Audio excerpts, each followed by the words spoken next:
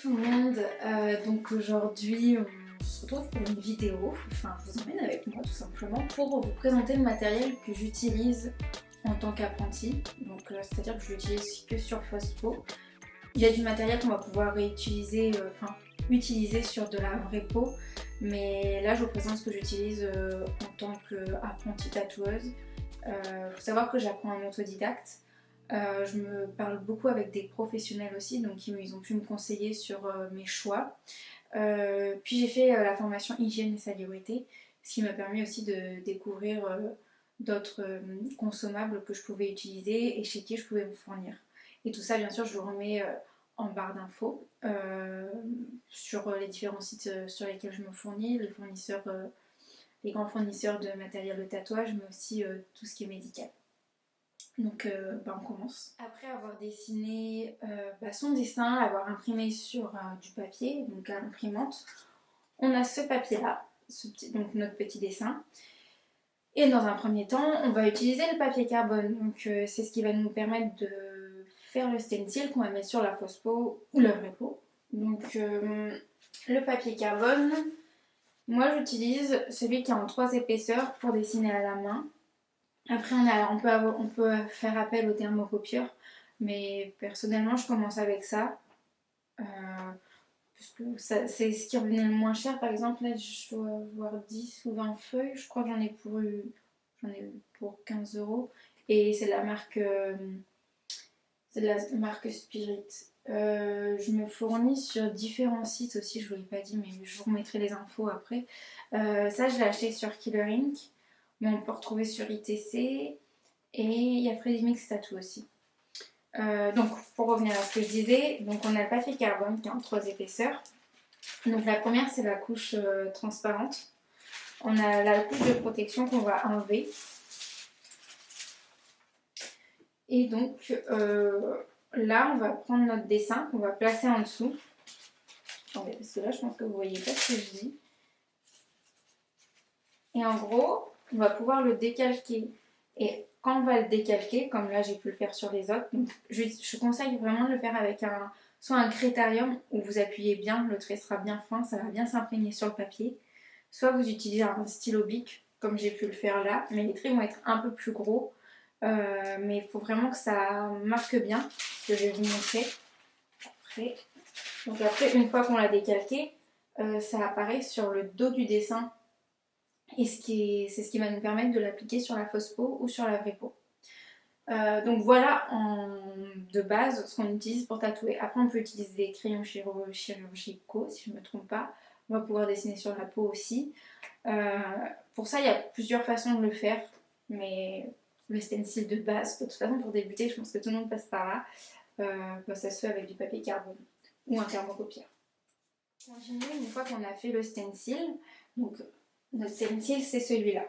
Je ne vais pas vous faire la démonstration là parce que celui-là j'ai déjà utilisé pardon. Et je vous présente juste ce que j'utilise. Là donc pour tatouer il nous faut bien un support. Donc moi là j'utilise principalement des fausses peaux. Ça m'arrive d'utiliser sur des fruits. Mais les fausses peaux on peut les conserver pour pouvoir les montrer. Donc par exemple, quand j'ai fait ma recherche d'apprentissage, j'ai emmené mes fausses peaux, je leur ai montré comment je piquais. Donc, celle-ci, je l'ai commande sur Amazon.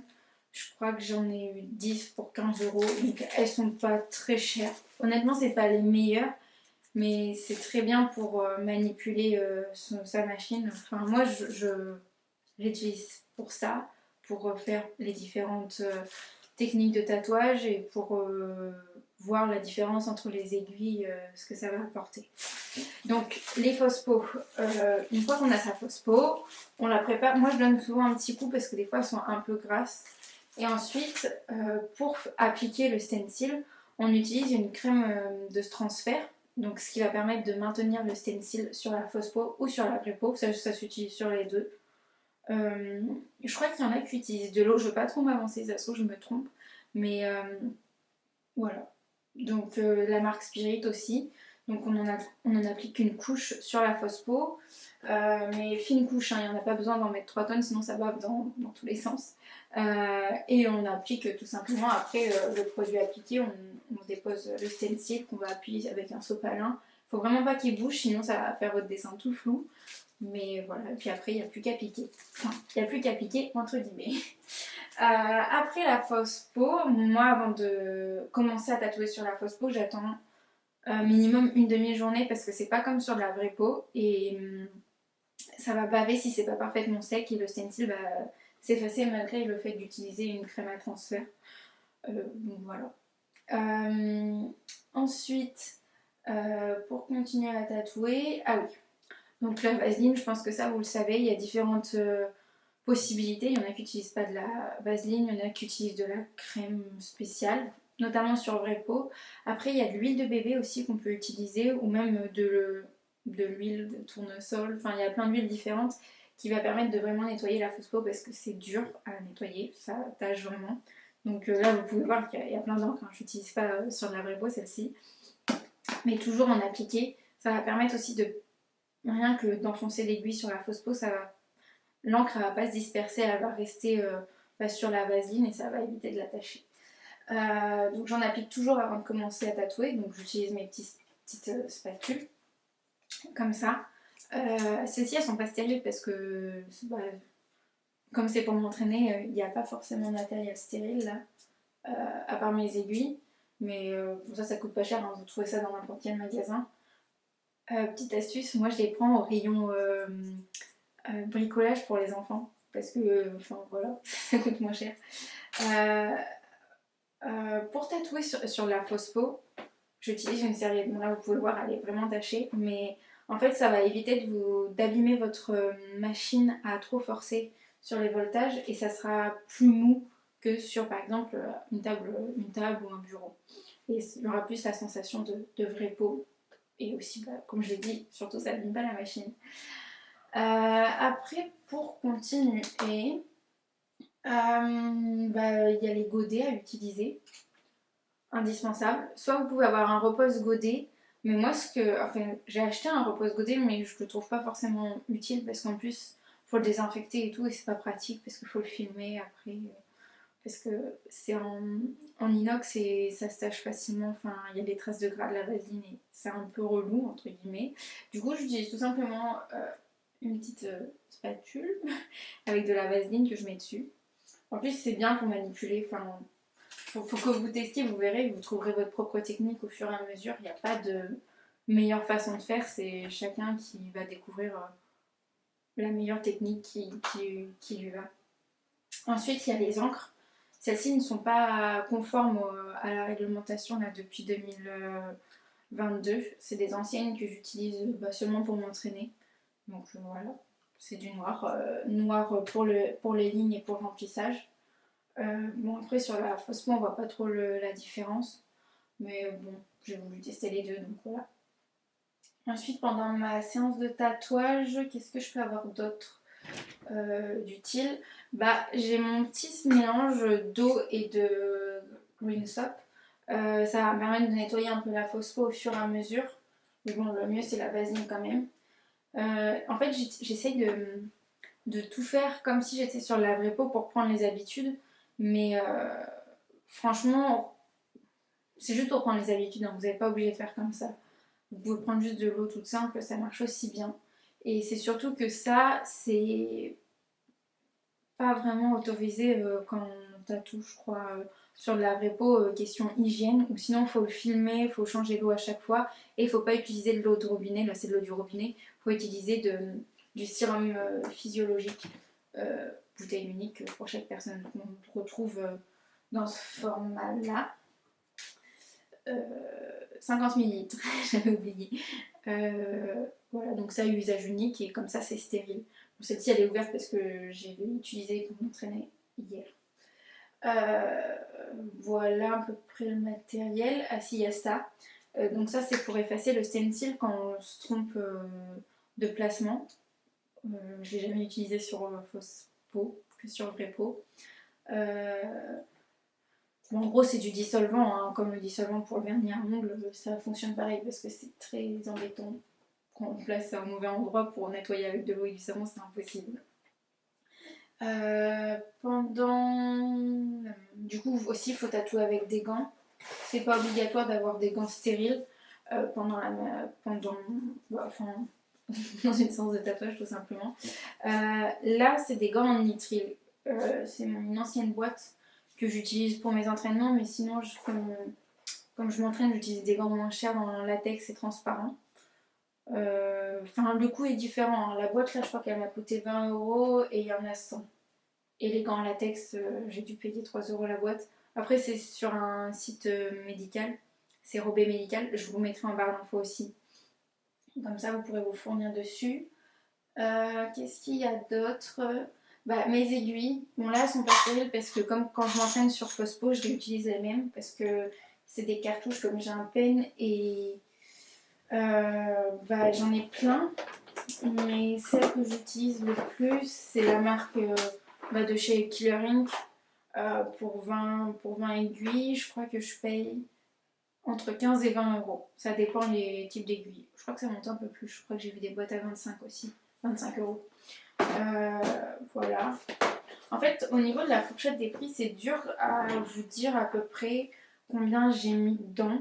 Parce que j'ai fait au fur et à mesure. Enfin, j'ai d'abord acheté quelques aiguilles. Par exemple, 5 RL et 8 RL. Je me suis dit, je vais tester déjà la marque de l'aiguille. Au niveau qualité-prix, j'ai acheté ma machine, des fausses peaux et de la vaseline. Et de l'encre, bien sûr. J'ai commencé comme ça et au fur et à mesure, j'ai commencé à investir dans d'autres consommables. Euh, pour les aiguilles aussi, petit truc, j'en ai commandé sur Amazon. Bon, il y a de tout comme prix, hein. Mais j'avais pris les moins chers, je me suis dit pour s'entraîner, c'est pas grave. Et en fait, on voit vraiment la différence. Et je pense que c'est important quand on débute, forcément, on a envie de prendre les prix les plus bas. Parce qu'on n'a pas forcément trop de moyens, comme on est autodidacte, on apprend, on n'a pas un salaire tout de suite. Mais faites pas ça. J'ai fait l'expérience et ça n'a rien à voir sur le fait de prendre quelque chose pas de haut de gamme, mais de moyen gamme pour débuter. C'est quand même pas mal. C'est mieux même. Euh, je veux vraiment tout vous montrer avant de vous passer à la machine. J'utilise aussi cette lampe parce que j'ai ma lampe de bureau, mais des fois quand il fait un peu plus sombre, quand je veux faire des détails et tout, c'est utile d'avoir une lampe frontale comme ça. Enfin, on peut voir tous les détails quoi. Après, quand on passe sur vraie peau, du coup pendant la séance, faut tout filmer hein, et tout désinfecter. On utilise le Green Soap. Excusez-moi pour mon accent, mais il y a plein de savons différents qui peuvent être utilisés et toujours à nettoyer avec du sérum fille. Forcément du désinfectant avant de se mettre les gants, avant de préparer sa table. Là, j'ai une solution désinfectante qui va préparer la vraie peau. Bon, le tube n'est pas ouvert encore, hein. Mais voilà. Donc, il y a Vaseline. Je crois que je vous ai tout montré. Donc, on va pouvoir passer à la machine. Donc, ma machine, bon, là, je vais vous enlever pour vous montrer ça. C'est que je me suis entraînée hier et que je n'avais pas défaite. Donc, c'est un pen. C'est le Hummingbird de chez Bronc, mais je crois qu'il est plus disponible. Je l'ai acheté chez Freddy Mix Tattoo. C'est une chaîne que je vous conseille d'ailleurs parce qu'il teste souvent des nouvelles machines. Il les présente et on les retrouve sur son site et c'est pas mal pour choisir sa machine parce qu'il y en existe tellement qu'on ne sait pas si on commence avec une machine à bobine ou un pen. Moi je fais vraiment du fine line donc je travaille que sur des lignes, un petit peu d'ombrage et c'est vraiment très pratique parce que cette machine tu règles le voltage ici.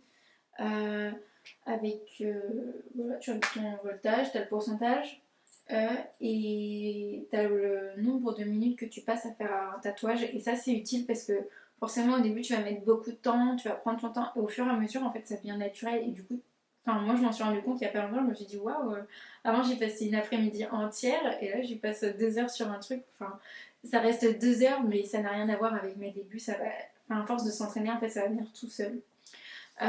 Donc c'est un pen, vous avez vu, il n'y a pas de pédale ni rien parce que tout est. Enfin, c'est à pile et c'est pratique aussi parce que quand tu te déplaces, c'est plus simple. Enfin, moi je trouve personnellement, mais encore une fois, c'est mon avis à moi. C'est vrai que c'est plus courant d'avoir un pen actuellement. mais chaque personne est différente et chaque personne va vouloir utiliser quelque chose de différent aussi.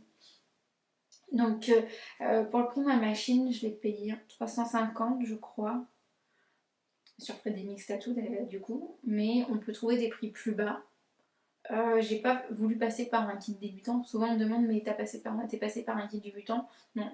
J'ai regardé beaucoup de sites, beaucoup de vidéos YouTube et je me suis dit je préfère investir tout de suite que d'abord dépenser 300 € par exemple dans un kit où tu vas avoir tout, tu vas avoir l'encre, quelques aiguilles, le vaseline, des fausses peaux. Je me suis dit non, on va prendre quelque chose de...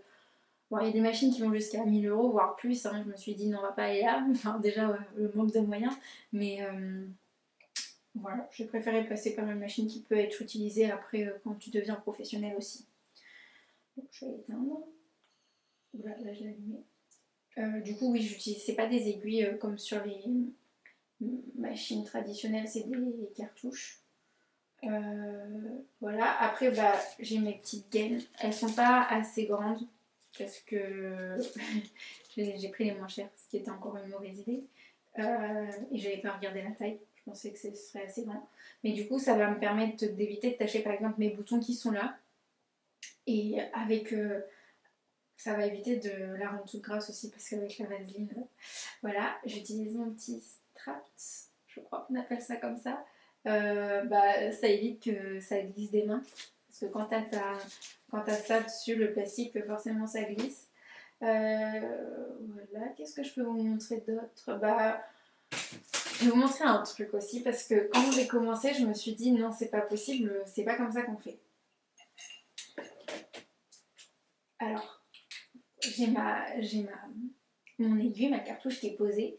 Et en fait, au début, je me suis dit c'est une cartouche, donc on la met où l'encre quand on commence pour remplir ça. Enfin, on met où l'encre pour que l'encre rentre dans la peau, quoi. Et c'est un truc tout fond, mais forcément, tu te poses la question, tu t'as jamais fait, tu te dis cartouche. Moi, une cartouche, c'est rempli d'encre. Et en fait, pas du tout. Il faut la tremper au fur et à mesure dans son godet pour remettre de l'encre. Et c'est un truc tout con, mais pour ceux qui débutent vraiment, on n'a pas cette notion-là. Et peut-être qu'on va me prendre un peu pour une fille un peu bête, mais voilà. Donc voilà, après vous réglez le voltage selon si vous faites du... Encore une fois, chaque personne est différente et chaque machine est différente, surtout chaque moteur est différent. Donc au niveau du voltage, ça peut varier. Voilà, je pense que je vous ai tout montré. Après, bah, on utilise du fil. Moi, j'en ai acheté du comme ça parce que quand je m'entraîne, par exemple, je prends une planche en bois que je recouvre du film bah, pour éviter de tâcher mon bureau parce qu'un godet qui se verse, c'est vite fait. J'en ai fait l'expérience. Voilà. Ah si, aussi, très important. Bon, là, il est presque vide. Mais du sopalin, c'est hyper important parce que pour essuyer l'encre au fur et à mesure, nettoyer la fosse. Donc on arrive à la fin de la vidéo. J'espère avoir répondu à vos questions parce que cette vidéo, c'est suivi de nombreuses questions. Au niveau des prix, c'est vrai que j'en ai pas beaucoup parlé. J'ai abordé vite fait certains points, mais vraiment, moi, ce que j'ai fait au début, c'est que bah, je vous ai présenté les différents sites que vous allez retrouver en barre d'infos. J'ai fait mes paniers sur chaque site et j'ai regardé sur lesquels ça me revenait le moins cher, en prenant en compte de la livraison aussi. Et voilà, après ça dépend le budget de tout le monde aussi et chaque personne est différente. Donc je vais vous dire peut-être à bientôt si vous avez d'autres questions. J'essaierai d'y répondre et vous faire une vidéo. Et puis j'espère tout simplement que cette vidéo vous aura plu. Et je vous invite aussi du coup à me rejoindre sur mon TikTok et sur mon Insta, comme ça vous allez voir le travail que je fais. Et n'hésitez pas à partager parce que bah, je vais bientôt pouvoir vous tatouer en fait, en intégrant un salon sur lui. Voilà.